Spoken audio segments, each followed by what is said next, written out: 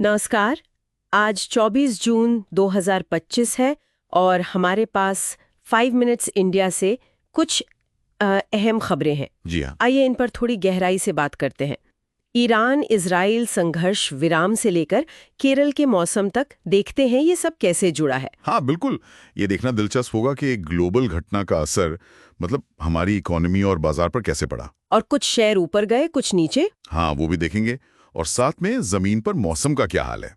कोशिश यही रहेगी कि इन अलग अलग खबरों के बीच का कनेक्शन समझे। तो चलिए सबसे पहले वो बड़ी अंतर्राष्ट्रीय खबर, ईरान इजराइल संघर्ष विराम।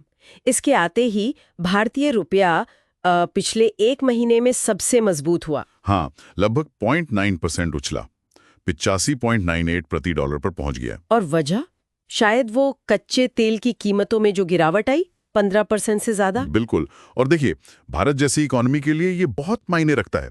हम तेल के बड़े इंपोर्टर हैं। सही बात है। तो तेल सस्ता मतलब कम इंपोर्ट बिल और महंगाई पर भी थोड़ी लगाम लगने की उम्मीद। और ये राहत शेयर बाजार में भी दिखी होगी। सीधे तौर पर जैसे ही ये जियोपॉलिटिकल टेंशन कम हुई, बाजार में एक कह सकते हैं राहत की सांस ली। हाँ बिल्कुल।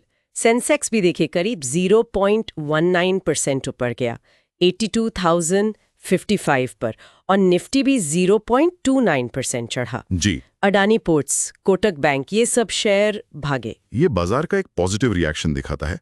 जब रिस्क कम लगता है तो निवेशक पैसा लगाते हैं। लेकिन सवाल ये है कि क्या ये खुशी, ये तेजी हर सेक्टर में बराबर थी? ये अच्छा सवाल है, क्योंकि अगर हम स्टॉक्स को देखें तो कहानी थोड़ी अलग है।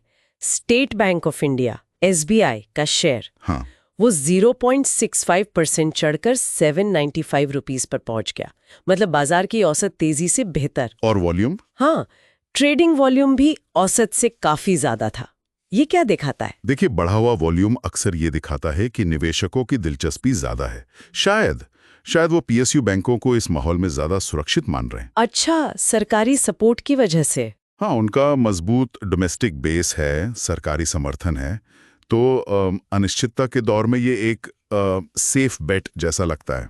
लेकिन फिर इन्फोसिस को देखिए, बाजार ऊपर जा रहा है पर इन्फोसिस का शेयर 0.2% गिर गया 1581.06 पर। हाँ, ये इंटरेस्टिंग है।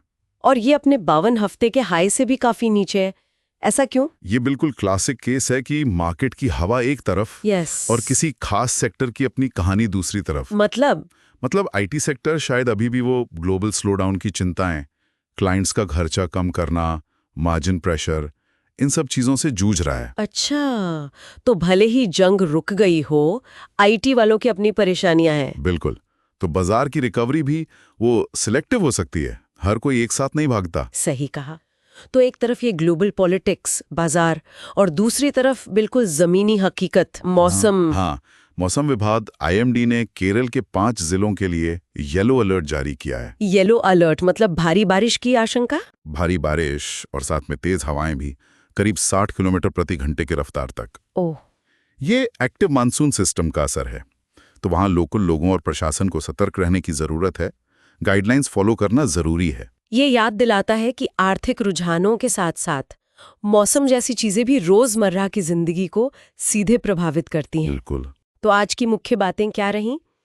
ईरान इजराइल संघर्ष विराम से रुपए और बाजार को राहत मिली, SBI ने अच्छा किया पर इन्फोसिस थोड़ा फिसला, और केरल में मॉनसून जोरों पर है। हाँ, संक्षेप में यही। और सोचने वाली बात यह है कि कैसे एक दूर की घटना मतलब संघर्ष विराम का असर फौरन हमारी जेब पर, हमारे निवेश पर दिखता है। लेकिन उसी वक्त एक बड़ा घरेलू सेक्टर अपनी अलग चुनौतियों से घिरा है, और देश के एक हिस्से में मौसम का मिजाज बिल्कुल अलग है। सब कुछ जुड़ा हुआ है, फिर भी अलग अलग चल रहा है। सही। तो क्या ये हमें ये सोचने में मजबूर नहीं करता कि भविष्य में ऐसी ग्लोबल घटनाओं और हमारी स्थानीय सच्चाइयों के बीच का जो रिश्ता है वो और भी पेचीदा होता जाएगा, और हमें हर सिचुएशन को समझने के लिए शायद और भी गहराई से देखना होगा।